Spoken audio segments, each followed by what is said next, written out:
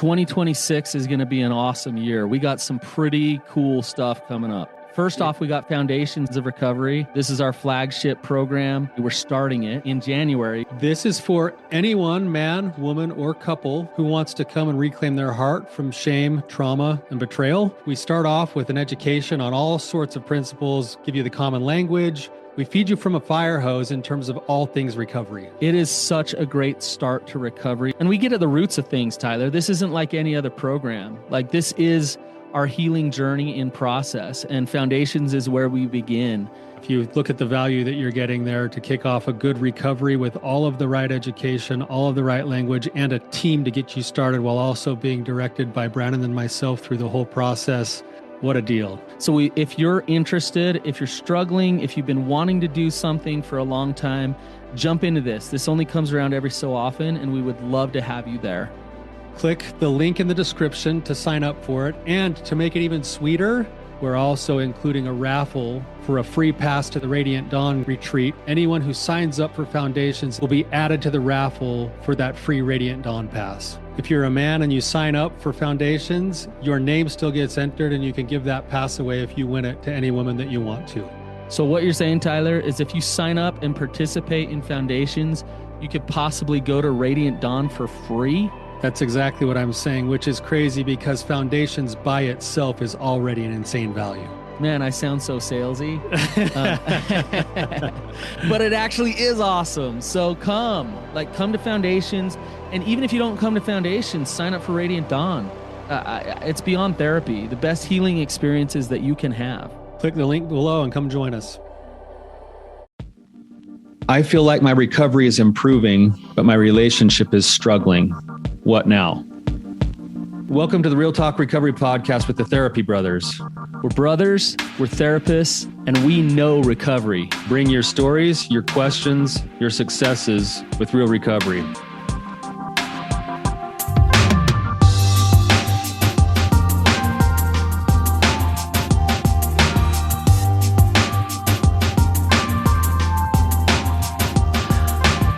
Hey Tyler, how's it going? Hey. Great, man. How are you doing?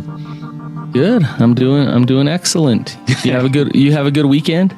I had a great weekend. I actually got to come down and see you and the rest of the family and watch you kind of take all of Dad's junk from his house and put it in your house. So you act like I'm a hoarder or something. I'm anything but. Like, I'm all about get rid of the junk. Except when it comes to, so literally, like, our listeners need to know this. Like, we have we have this, like, I guess you could call it like a pull-up bar that my dad bought for us, like off of like KSL.com back then, even though it wasn't KSL. I think he got it at the thrift store. Like a thrift store or something. It's been sitting out in his backyard since I was probably 12 years old.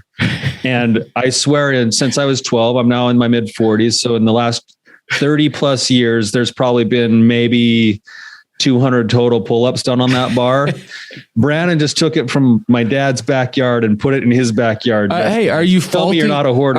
Are you faulting a man for wanting to get ripped? I mean, I'd like to report back, Brandon, in a week how many pull-ups you do on that thing. Hey, when I show up to a family party around Christmas just shredded, you watch out, buddy. Because you can say I told you so, because that would be a good reason to get in shape. My back is just going to be chiseled. All from that pull-up bar. All right, let's get into the topic here. We got a great guest today. We got a really good guest today. We got Ben with us today. Ben, hey Ben, if you want to just give us some background, tell us what's going on in your life, and then we'll get right into it. Okay, sure. Like many other sex addicts, I was exposed to pornography pretty young, developed a masturbation habit, and then that progressed to acting out with other people, and continued in my marriage, and of course continued to be a problem in my marriage. My wife knew about my pornography addiction for years. A lot of that's because her family is pretty familiar with pornography addiction. About 10 years ago, I was in some pretty good quality compliance as I look back on it, it wasn't recovery. It was some abstinence, maybe a little bit of sobriety, but mostly compliance. And I look back on a lot of the feelings and emotions that I had at that time, and I thrived on resentment and just really fed a lot of resentment. Fast forward to so actually in spring of 2020, my wife found some pornography on a computer and confronted me about it. And I copped to it being just a little bit, as opposed to continuing for several years, and denied the extent of, and said it was just pornography, and I wasn't going back to acting out with other partners when I was. She requested a lie detector test, and I discovered ways to beat the lie detector test, and so I was able to continue. Looking back on it, her perspective is that I was willing to do anything I could to stay in my addiction, and looking back on it, I was doing anything I could to try and survive. Really, is kind of how I looked at it. And then in February of 2021, she again discovered some pornography, confronted me about it, jumped right into denial like I normally do. And for the past 2.5 years, I've been working out of town. I just got a job in town here locally, starting this month. But anyway, and so that's been a big strain on our relationship and all of that, of course. And so back in 2021, she discovered me again. I really, I tried to deny, and then had this epiphany where, I was thinking about it, and I definitely feel like it was God speaking to me. And the question was, why are you still hurting her? And that just completely changed my perspective and completely changed my approach to recovery. And so I went into brutal honesty and, did trickle disclosure and gave her way more information than she truthfully was healthy. And at the same time also started working more in depth on myself. I went to a 2-week intensive therapy in June of 2021, and have been set up with sponsors. I go to 3 or 4 meetings a week. And I feel a lot of strength and help in that. And I feel like I'm learning a lot of skills to better myself, and also learning a lot of skills to develop a better relationship with my partner. A lot of those are returned with a lot of anger and truthfully some resentment that now I'm showing up as opposed to not showing up before. And it's been difficult to feel like I've made this progress and feel like it's completely not recognized and even unwanted. Tyler, you got questions? Yeah. First, I just want to say, Ben, isn't it interesting that with the background that you just gave us, and this isn't specific to the topic we're going to cover today, but I just want to point this out, that you've had this problem for a really, really long time, that you decided to start, quote, working it 10 plus years ago and stayed in compliance and lying and deception for 10 plus years until at some point something in your heart got hit by what you consider a message from God. And it was the shift in your heart that's now yielded in the last 2 years more real recovery than you've had in the last 12 years.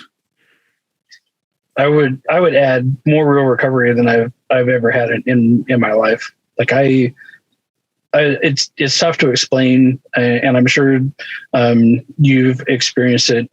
Given what I know of your history, is that heart shift like I now for the first time in my life believe that I can stop this.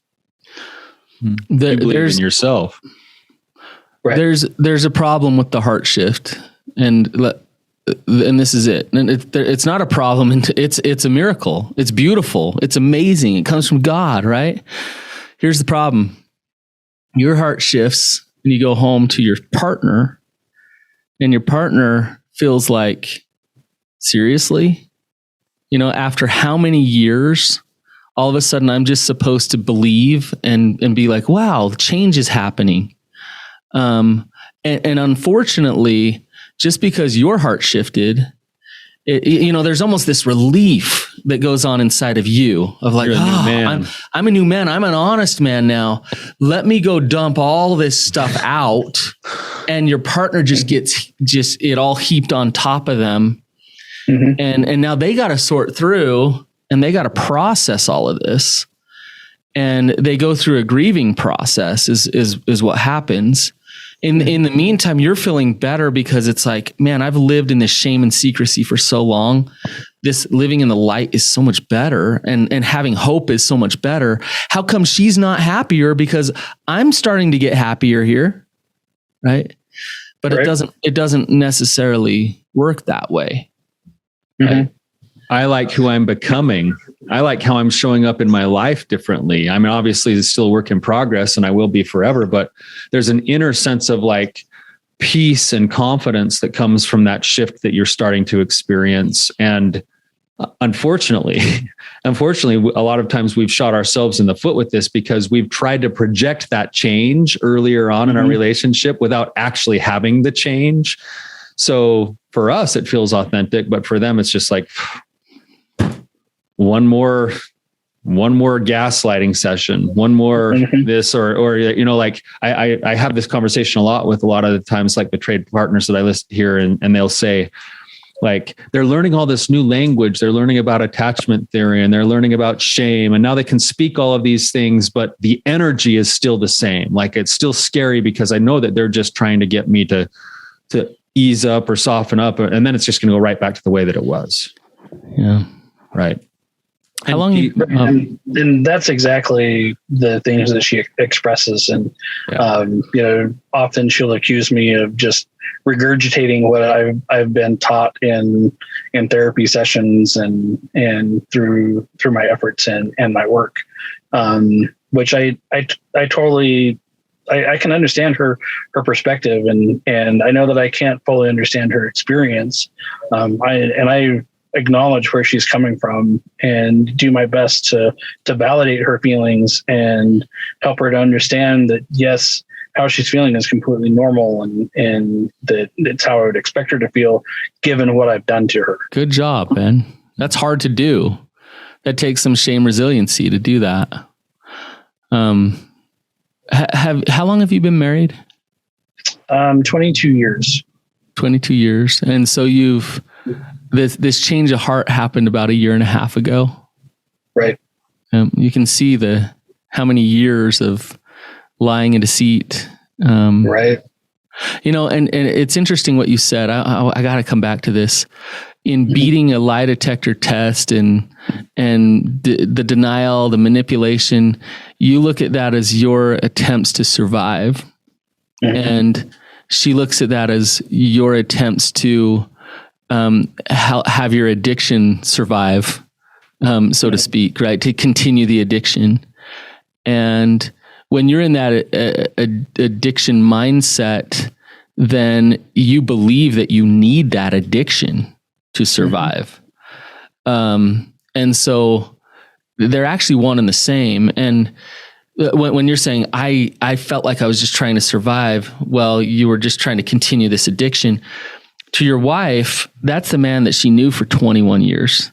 It wasn't the man that was trying to kill the addiction, trying to get in recovery and overcome it. It was the person who was doing everything he could, even after going to therapy and things like that, to let it persist, to let it go.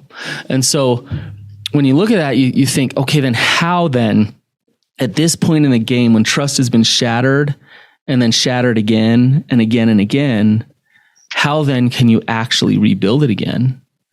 And do you know who Paul Young is? No. Mm-hmm. Paul Young wrote The Shack. Okay. And he's an author. He had a long history of childhood abuse and things like that. But he got into a marriage. He was raised Christian, got into a marriage, cheated on his wife with her best friend. And anyways, it all just came out one day.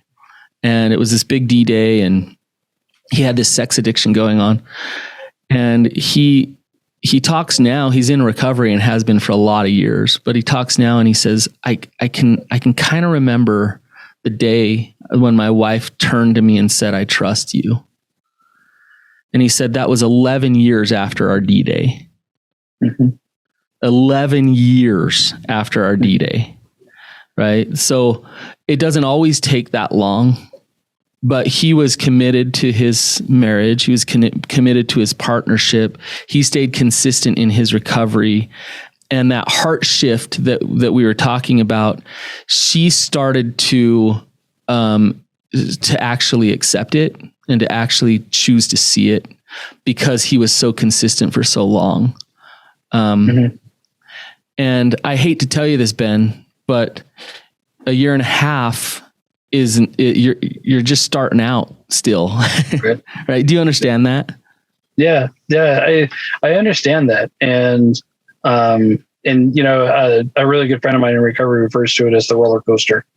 You know, because her emotions are all over the place, and he has helped me to watch the roller coaster as opposed to ride the roller coaster. Good. Excellent. And that's been really helpful. And I was listening to one of your podcasts about codependency, and I realized that that even with the progress that I've made, I've still been very codependent with her and allowed her mood and her emotions to guide how I interact and how I feel, as opposed to being interdependent and Excellent. recognizing it and acknowledging her moods. And so I've been working better on, for lack of a better phrase, you know, separating my mood from her mood. Mm-hmm. So Ben, like everything you're describing sounds like a great pathway into like the recovery world that you're working. And with what Brandon just said and with what you just said, it sounds like kind of getting to what your question was today a little bit is here you are learning how to try to be less codependent, learning how to believe in yourself more and follow through on those beliefs and be boundaried in who you are at the same time that you're also trying to learn how to be patient and understanding and empathetic. I imagine that the space that you find yourself in with your wife often now is this weird place of practice with all of those things. And so she's got this process that she's trying to work now. And she's meeting you, it sounds like, with a lot of like, she's protecting herself. She's scared, but that comes out, it sounds like, a lot in anger, a lot in frustration, a lot in like stonewalling and disbelief. And your question now is this, it's almost like, and I don't hear this in you, but you could very easily become hopeless and be like, I've made all these changes now and nothing's getting better. It's like, wait a minute, actually, like things kind of sound as they should be right now.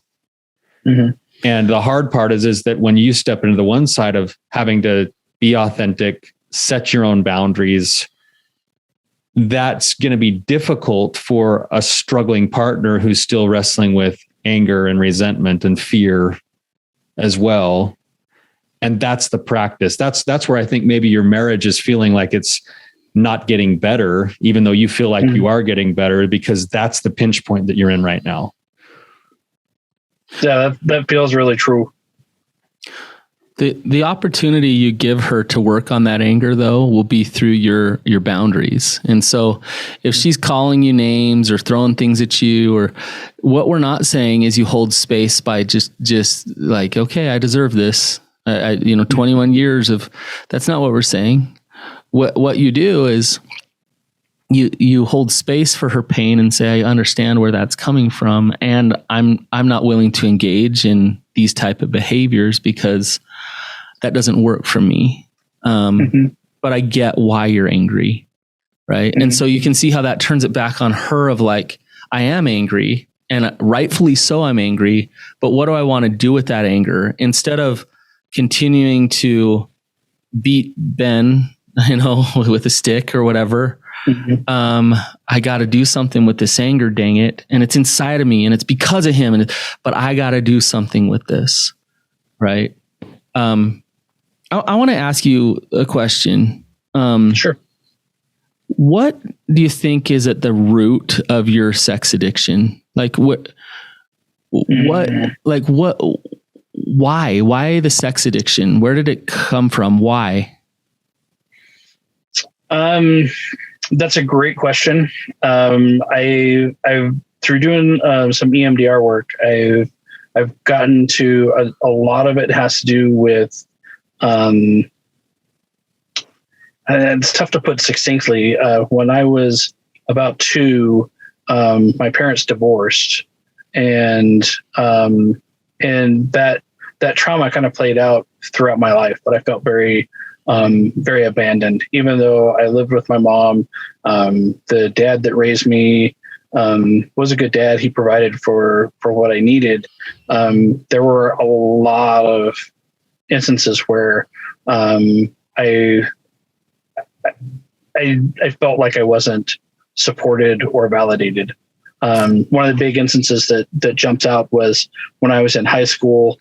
I was a sophomore, and it was in the spring, and I was doing track for the first time, and my report card came home and I had straight A's, and I showed it to my parents, being super proud of it. And my dad looks at it and he looks at me and he says, "Good job. Now we know you can do it even during football season." And that's where that was at. And like, that's a key moment in my life of where I felt pretty unvalidated. And I think that it comes from feeling unseen, unheard, and unknown. So Ben, let's continue to connect the dots here, because it Sure. So that's excellent in terms of like really getting down to where this is coming from. We use sex to medicate and to compensate. So, as an adolescent, as an adult, you find sex, you find women, you find lust, and it's like, wow, I feel seen. I feel a sense of, and sometimes it's power, sometimes it's just validation, acceptance, like, wow, like, yes. And so it becomes intoxicating. And especially for a man, you'll use the feminine in order to feel like I'm good enough, I'm seen, I'm okay. And we'll sexualize that and go use it in an addiction, but also within our marriage. So I need my wife to like me, to see me, to want me, to think I'm good, to validate me as a man. And so I use women both with pornography and acting out that way, but I also am trying to use my wife. And so here you are saying I'm getting sober a year and a half ago, but I have a wife who's still angry at me, telling me that I'm in her anger in many ways, telling me that I'm disgusting and bad and wrong and not okay. Right. But Brandon, if that's true, Ben, I don't know if Brandon's close to how you've felt or not, but imagine taking 22 years of marriage and putting your wife in the bind of saying, tell me that I'm enough. And then when I don't feel like you've told me that I'm enough, I'm going to resent you so I can go justify being told I'm enough somewhere else. And I mean, my gut, probably because of my own personal story too, but my gut churns inside when I think of that bind, aches for her that I put her in without knowing I was putting her there because I thought I was in self-survival mode. And so like, if your wife is listening, I just want her to know that bind is real and that there's a reason why she's having such a strong emotional response to that. Right. And I think if you understand that, it's going to at least allow you, even if you have to set boundaries in your relationship, to do it with a compassionate and a patient and an understanding heart. Right. Mm-hmm. That bind has been there for a really long time. And it's sad, isn't it? Because you didn't know you were putting her in that bind. You thought you were just pursuing your own wounds being healed. And it's like wounds beget wounds until we finally understand that and go, you know what? I need to take an accounting for not only what's happened in my life, and I need to be responsible for what I'm going to do with those things. I've got to take accountability for the things I've done to somebody else. And then sadly, I have to surrender parts of that outcome to their process to figure those things out as well. Right. And that's been difficult to observe. She's struggling with a lot of things, and from what I'm seeing, she's not seeking help, and she's trying to struggle through it on her own. And it's really painful to watch her go through that and know that I'm the reason why she feels that way. And it's difficult. And, one of the big things that I gained when I went to the intensive was the understanding that I am enough. And shortly after I got back from that, she gave me a compliment, and I broke down in tears because I was able to accept that compliment instead of having that voice in the back of my head making up another narrative, another excuse. And it was such a liberating experience. Mm-hmm. Yeah, that's it. You can tell that your heart really does love her and care about her, and that that heart shift that we were talking about, that feeling of why do I hurt her? It's interesting how you stop hurting her is by stop using other women for your self-worth, and by stop using her for your self-worth and for your okayness. And that's beautiful what you just said in terms of going to that intensive and knowing I am enough. That's the key to actually being strong enough and consistent enough to fix this, to heal this, to make it stronger. And you can't control her to do her recovery work or force her to do that, but you can control you, and you are, Ben. It sounds like you're doing a lot of hard work. So the way to stop hurting her is to come to a place of, I call it healthy brokenness, to where you can fully accept everything God says you are. Where you can clear away the debris. You can stop chasing it in all of these diverse places that never yield a result. And when you can fully accept, now listen to this, because doesn't include doing more. It doesn't include doing more meetings. It doesn't include reading more books.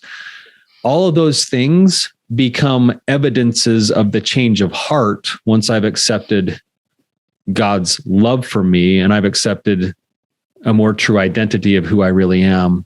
And when that becomes the case, I can step into a conversation with my wife when she's mad or upset, and I can be empathetic and understanding and yet still be boundaried. Until I come to that place, I'm going to be going through these weird motions that feel coercive.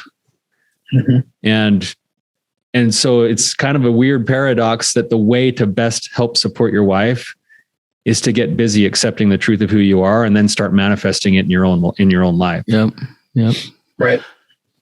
That teenager that got straight A's and dad brushed it off. What was the feeling about you in that moment when he kind of like, that it didn't matter what I did. It wasn't going to be enough. Okay. And now what's the truth about you, Ben? I am enough. Well, what I came to was kind of something off of Descartes. I think therefore I am. I exist, therefore I am enough. I am enough simply because I am. Mm-hmm. What do you mean I am enough? Like, what does that even mean? What that means to me is that no matter what life brings, I will be okay. Mm-hmm. are you, and you don't have to give me the answer you think I'm looking for here, but are you loved?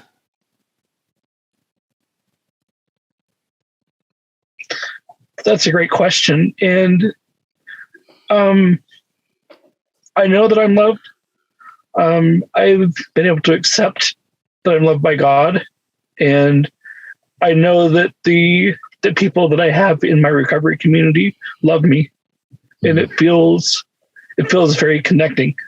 Yeah. Ben, do you mind if I just ask you to break down what's going on inside of you emotionally right now? Can you put that into words? I think the first feeling that I feel that floats to the top is acceptance. And it goes like, I feel really accepted by you guys. And then also, thinking about my recovery community and the acceptance that I feel there, and the acceptance from my higher power, and more importantly, accepting myself that I can be flawed and still be okay. Mm-hmm. And that's been a big thing. I also feel some regret and some trepidation, because this stuff is really hard. It's really hard to go through, and it's really hard to face, and it takes a lot of work. And it seems like the better I get at something, there's always something else that rises to the surface that I'm like, dang it, I got to work on that now. And I think kind of at the base of it is hope. Hope that I can be better, that I can have a relationship that is interconnected and interdependent and loving and grows together. That's beautiful, Ben. Thank you for sharing. Brandon, I kind of want to pose this to you, and Ben, you can chime in if you want. But here's where I see us standing in regards to the question that was asked in the first place. Is it's pretty obviously, Brandon, that we've got a guy here whose heart is shifting, who's trying to put his work in. He's trying to become a new man. He's genuinely loves his wife. He's now in this space of, say, 2 years into recovery, real recovery work. And Ben said it himself, this is really hard. Mm-hmm. Like, what, I can share a few ideas myself, but what ideas and advice do you have for a man in his shoes in the hardness of the situation, say relationally, especially that he finds himself in? Like, what are the next steps? What are some actionables? What are some principles or something to make sure that he's considering so that he can ride the roller coaster properly, so to speak? Again, paradox here. Best thing you can do for your relationship is to surrender over your relationship, is to not get too consumed in expecting a certain outcome there. And if you do expect certain outcomes, you're going to set yourself up for more of that resentment that has driven a lot of the problems in the past. Mm-hmm. So it really is turning your will and your life over to the care of God. Step 3, let me surrender this over. I'm going to do the best that I possibly can. And I'm going to figure out how to love myself and allow God and others to love me as well. Like, that's going to happen. I'm not going to live this lie that my childhood taught me. And I'm going to be available to create love. And your spouse, you will invite her to step into that opportunity if you do that. And it doesn't mean that she'll take that invitation, nor does it mean that she should. Right? Mm-hmm. But another thing that I want to say, just to answer Tyler's question, is this, where you're at now, is better than where you were 15 years ago. It might be more painful. Sometimes the recovery is more painful than the living in the denial, but it's progress in moving forward. So you were suffering before, and now you're doing reparative work, which is actually hard and painful, but good, right? So you said it, Right. man. Hope, right? Hope's a good thing. Can I ask you, Ben, is Brannon right? Like, if you were to look at your life 15 years ago versus right now, would you go back? I definitely would not go back. Okay. I think some of the biggest differences lie in that I care to know myself now, whereas before I was hiding from myself. Brandon, you talk about how there was suffering, and there's a lot of suffering in addiction, and in addiction with the suffering, you just run from it. Yeah. And in recovery, when the suffering comes, you face it. And when you feel like you're not enough, that's when you reach out, and that's when you start to connect with people. And that's where recovery from addiction comes from, is connecting to people and understanding that the voices that tell you that you're not enough or that you can't do something aren't true. Yes. And you realize that by being open and accepting that love in, rather than being covert and trying to prove that love, right? Right. So. Yeah, exactly. And, a lot of time, because of my work situation and working out of town and having limited time at home, in my early recovery, I felt like I had to prove that I was worth having around, and so I put a lot of pressure on myself to like be perfect and to be this or be that. And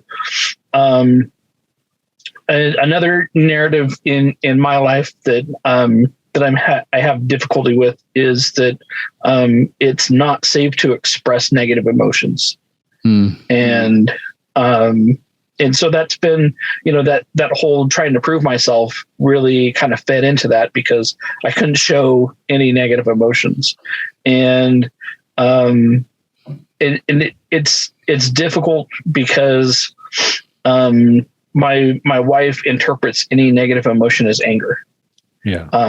It could be sadness, it could be pain, it could be frustration, it could be anything, and she perceives that as anger, which I believe is a defense mechanism that she's developed, because if I'm angry, then she can be angry and it's okay for her to create distance.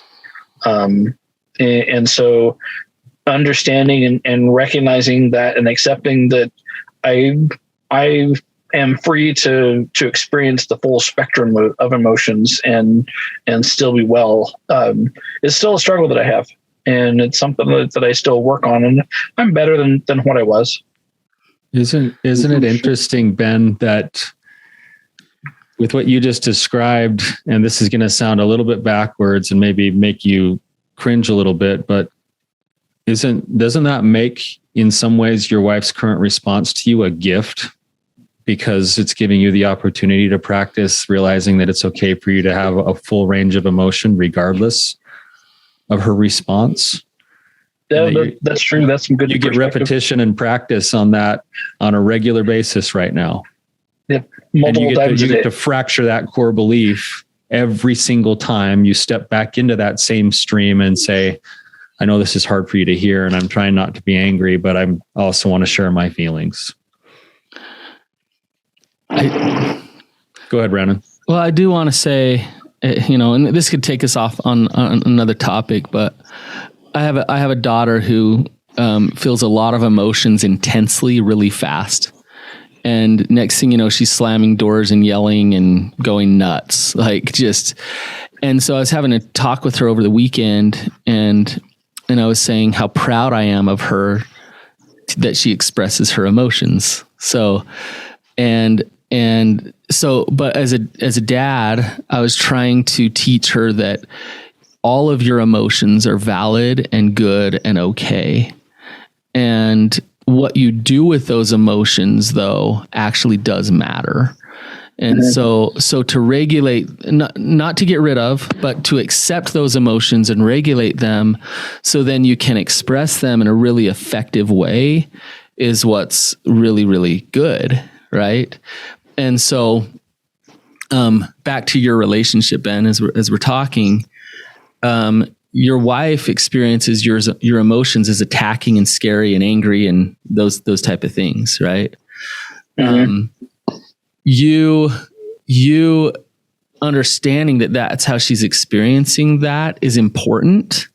And then you also accepting your emotions and choosing how to express those things is important as well, right? So I in no way am saying you shouldn't have them. Right. So this is kind of another topic, but the point being is what I'm hearing is for you to accept yourself fully, to accept that you are an emotional being, that's okay. And right now, your wife doesn't need to accept every last emotion that you have, because there's not enough foundation, trust, and safety in your relationship for her to do that. Right. And she may never, and you may never have that level of intimacy. And you might get to a place down the road where it's like, okay, what do I really need in my life, in my relationship? Where do I go with this? But right now you are where you are, right? And you're hoping that she gets some help and that she wants to change and she wants to open up to you again. But you don't have to accept a life where there's no intimacy in your life forever, but you don't have to make that decision right now. Right. And, I really appreciate you bringing that up, because this morning when I was thinking about what I wanted to talk about, I had a pretty strong feeling that I wanted validation that it would be, if I felt like it was right, it would be okay to walk away from this relationship, even though I'm the one that caused all the trauma. Mm-hmm. Mm-hmm.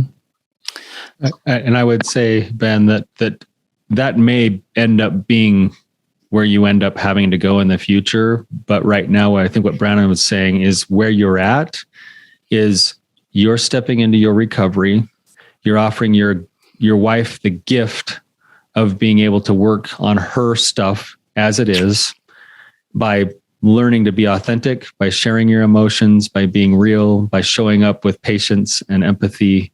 And in that process, you're going to be giving her a chance, an invite to do the things that you can't fix. And if she does, you'll have more than what you've ever had. And if she doesn't, you'll still be better off because you will be an authentic person. And either way, life goes on. And not only does it go on, it goes on more beautifully. Either way. Yeah. Right. Yeah. Yeah. And if you stick in it just out of fear and out of shame, then you're actually continuing to hurt her. Right. But if you stick in it out of authentic honesty, because that's where you want to be, then you're not. And so let that go for now. That will come out in the wash, and hopefully you'll stay connected to God and you'll get those answers. But right now, just continue to do your reparative work and focus on really what we've gotten down to the core of it. I love what you said. When I know others love me, my brotherhood loves me, and God loves me, continue to solidify that, Ben. Just stay right there for a little while. And then watch to see what happens with your relationship. Right. And I agree that this is not the season to make a definitive decision. If for no other reason than, I need to spend some time full time at home, being away for so long and so much of the time really has been a hindrance. I feel to progress in the relationship, because she just sees snippets of me and then I'm leaving, which just it's probably really triggering for her. Yes. Yeah, big time. Yeah, it really underscores the abandonment and the fact that I did leave her, and it's I can see that when I would do that, it would be really difficult for her. Yeah. Yeah. Absolutely. Well, Ben, it's been awesome to have you on. Thanks. I was just go ahead. Yeah, I was just looking at our records. It looks like, we've got the Rising Sun Conference coming up, and your name is already on the roster. So, yes, sir. Yeah. I'm actually really excited to meet you in person, man. Like, it's been a treat. It's been a treat to visit with you today, but I can't wait to actually see you in person and give you a hug. And, I'm glad that you're signed up. You're making all the right steps already in your recovery. And, for those other men who are listening to this, there's maybe by the time you're listening to this, not very many passes left, but come join us at the Rising Sun Conference, risingsun.org. Yeah. Check it out. And before we wrap up, I just want to say, I hope as you've listened to this episode, and this is both for the men and the women listening, that you felt Ben's heart.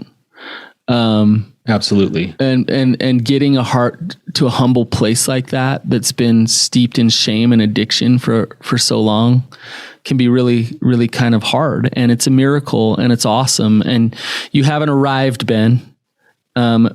However, you have the right, I'm not going to say mindset. You have the right heart in order to really do amazing things in your recovery. So just keep it up.